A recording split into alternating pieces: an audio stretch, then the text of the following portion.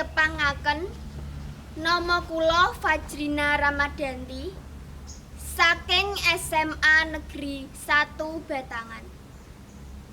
Badhe ngaturaken Sekar Macapat Dandang Gula Tinja Maya Laras Slendro Pathet Sanga.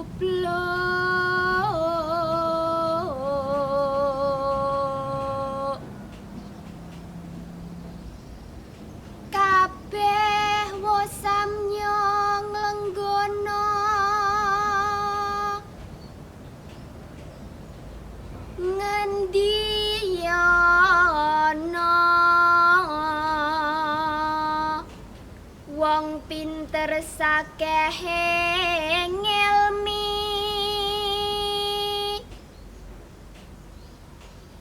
prayoga kawruhana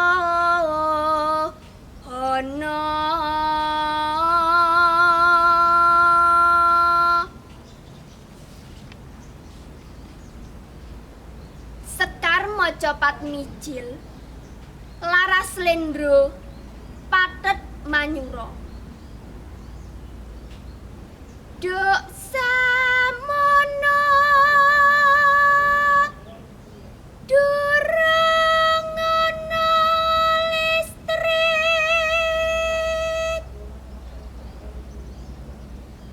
nganggo lampu teplok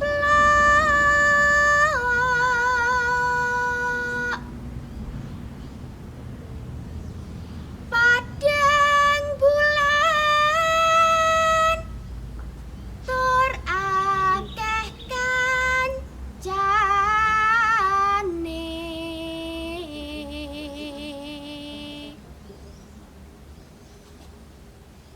tetembangan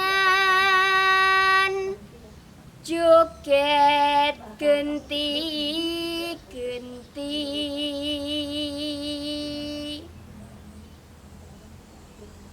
majune dikilir